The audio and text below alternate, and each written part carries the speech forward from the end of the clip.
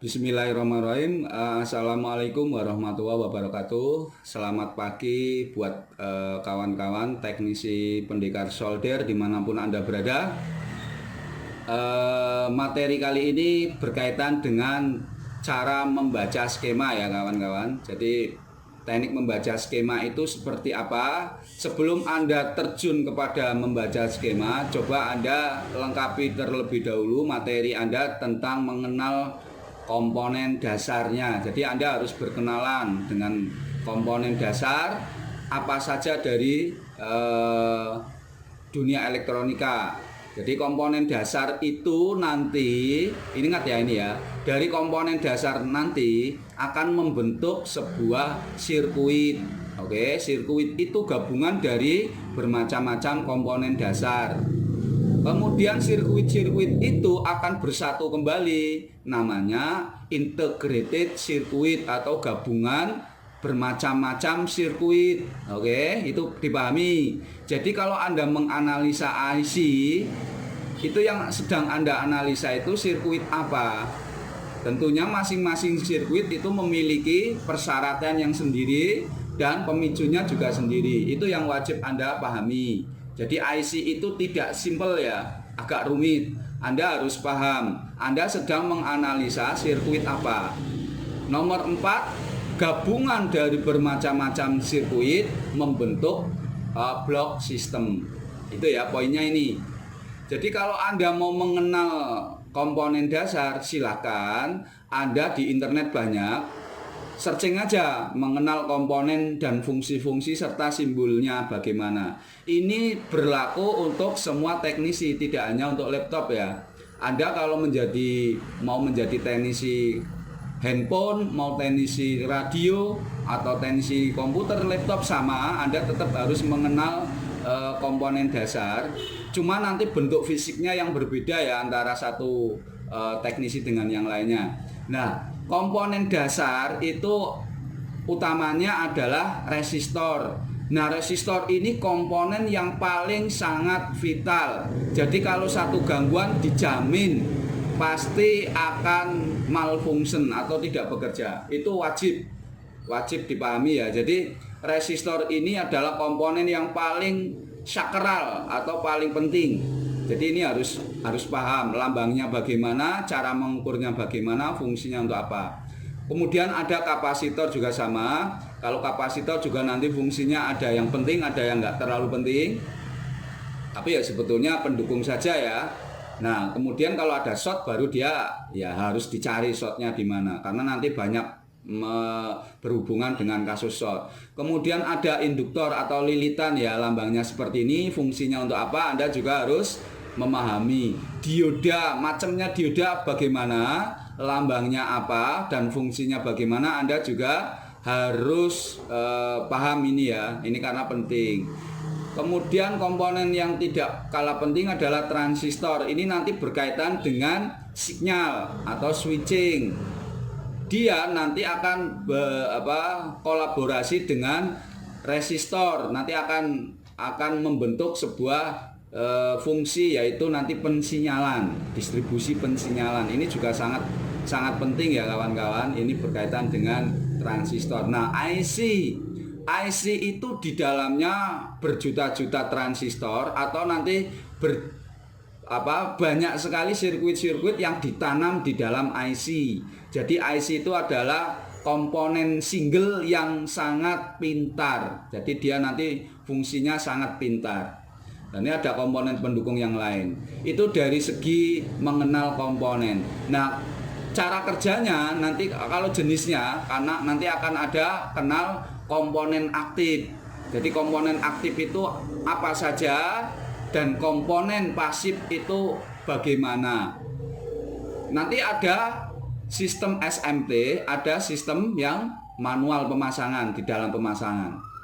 Nah ini itu di dalam hal pemasangan. Ya ini poinnya itu saja ya kawan-kawan. Jadi poinnya adalah bahwa kita nanti akan memang harus terbiasa dengan mengenal komponen.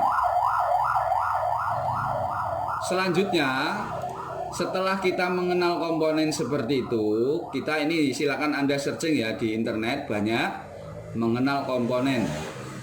Selanjutnya kita tadi sama ya, lambang-lambangnya, fungsinya sudah paham. Nanti kode komponen ini dan istilahnya juga harus Anda paham. Ini sangat nanti membantu di dalam proses Anda nanti menganalisa. Nah, yang harus digarisbawahi sebagai seorang teknisi apapun itu adalah 5 parameter ya kawan-kawan. 5 parameter ini yaitu Anda harus mengukur tegangan. Anda yang nomor 2 harus mengukur sinyal. Sinyal itu nanti akan ada 2, ada analog dan ada digital. Yang nomor 3 nanti ada clock, bagaimana mengukur clocknya seperti apa. Yang nomor 4 adalah data. Yang nomor 5 adalah sistem proteksi. Nah ini di dalam skema itu bagaimana? Coba kita jelaskan ya, karena ini Anda wajib tahu ini. Anda harus wajib paham untuk bisa menganalisa ya, harus yang dianalisa tegangannya, sinyalnya, clocknya, datanya atau sistem proteksi. Itu ya. Nah kemudian dari poin apa yang akan kita ambil dengan belajar skema?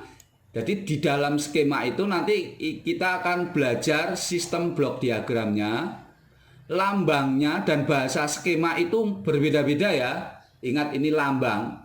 Kalau Anda tadi lambang utamanya adalah seperti tadi, tapi nanti bahasa skemanya kita nanti berbeda-beda ya di lapangan. Itu nanti tergantung dari arsitekturnya.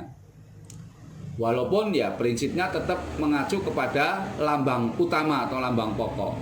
Kemudian mengenal sirkuit. Di dalam skema itu kita nanti harus mengenal sirkuit apa yang harus Anda sedang analisa. Dan yang nomor 4 di dalam skema Anda harus bisa membaca sequence signal dan tegangan. Ini urutan menganalisa. Itu poinnya itu ya. Jadi poin Anda di dalam mau menganalisa skema itu intinya adalah 5 poin ini. Dan ini coba kita masuk kepada skema. Oke, kita masuk kepada skema. Poin skema atau halaman pertama dari skema pasti akan kita disuguhi dengan diagram blok atau blok diagram. Ini maksudnya apa? Ini maksudnya adalah menjelaskan hubungan antara sistem komponen, sistem blok. Ini kotak-kotak ini adalah sistem blok. Ini dihubungkan oleh garis-garis seperti ini. Lah garis-garis penghubung antara blok-blok ini itu namanya interface. Jadi jalur komunikasi. Komunikasi apa? Komunikasi data biasanya. Jadi untuk bisa berkomunikasi ini ada interface ya kawan-kawan. Ini interface-nya, masing-masing banyak sekali interface-nya. Jadi setiap sistem blok akan dihubungkan oleh interface. Lah, setiap sistem sirkuit atau blok ini pasti membutuhkan power. Jadi kalau Anda nanti akan belajar skema, Anda memahami seperti ini kawan-kawan. Nanti Anda harus menganalisa tegangan dulu. Jadi tegangan ini nanti menjadi sumber dari beban. Lah bebannya apa? Atau dalam bentuk sirkuit atau dalam bentuk IC. Lah ini disebut adalah power ya. Ini namanya power. Dalam skema power itu dijelaskan biasanya ada di bagian bawah. Jadi ini Anda kalau mau menganalisa silakan yang dianalisa powernya. Ini power ya kawan-kawan. Jadi power yang Anda analisa adalah di sini. Ada power charger, ada power 3 dan 5, ada powernya CPU, ada powernya VCore, VTT, ada nanti RAM, ada GPU dan seterusnya ya kawan-kawan. Ini namanya analisa Anda adalah analisa blok powernya. Kalau sudah memahami yang sedang Anda analisa poinnya ini. Terus parameter yang lain apa dari Anda akan menganalisa? Setelah Anda menganalisa power, Anda akan menganalisa sinyal. Sinyal itu nanti ada analog dan ada digital. Nah, di dalam skema sinyal itu di mana letaknya? Ya, setiap IC, baik itu nanti IC analog ataupun IC digital, ada pemicu sinyal. Nah, sumber sinyalnya adalah microcontroller atau dalam hal ini adalah EC dan SB serta GPU. Itu adalah bagian dari sistem microcontroller ya kawan-kawan. Nah, di sini. Nah, kalau Anda mau menganalisa sinyal, itu lambangnya adalah bentuknya segini, seperti ini. Ini sinyal ini ya kawan. Ada sinyal masuk ke IC, ada sinyal yang keluar ke IC. Ini disebut sinyal. Oke, sinyal.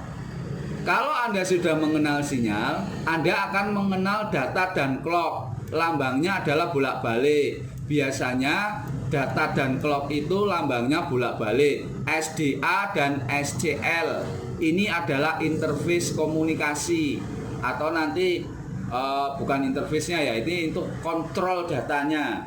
Jadi setiap akan terjadi komunikasi ini harus bekerja. Nah, ini sistem microcontroller nanti penggeraknya. Itu nanti SDA dan SCL namanya ya kawan-kawan. Ini berkaitan dengan komunikasi data yang berkaitan microcontroller. Itu berkaitan dengan clock dan data. Kalau sinyalnya tadi seperti itu. Nah, pembangkitnya clock atau pemicunya clock atau agar rangkaian itu bisa berosilasi itu namanya kristal. Dan nanti Anda mengukur sudah hadir enggak sirkuit RTC-nya, sirkuit real time clock-nya. Karena nanti ini syarat microcontroller bekerja. Anda mengukur frekuensinya biasanya sudah hadir apa belum. Lah nanti kalau sistem proteksi, setiap komponen memiliki proteksi ya kawan-kawan. Nah, ini bagaimana cara kerja dari IC? Anda masuk ke dalam datasheet. Di situ nanti akan ada sistem proteksi.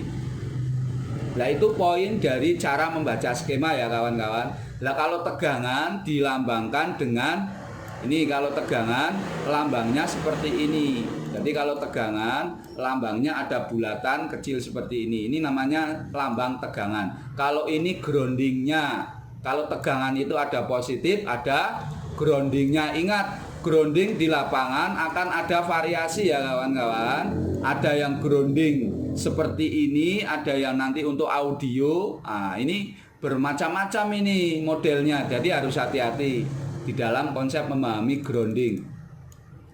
Itu poin penting pertama di dalam mengenal skema. Nanti kita coba kembangkan lagi videonya dengan lebih dalam tentang mengenal bermacam-macam arsitektur penyusun laptop. Sampai jumpa ya kawan-kawan. Mudah-mudahan bisa bermanfaat. Wassalamualaikum warahmatullahi wabarakatuh.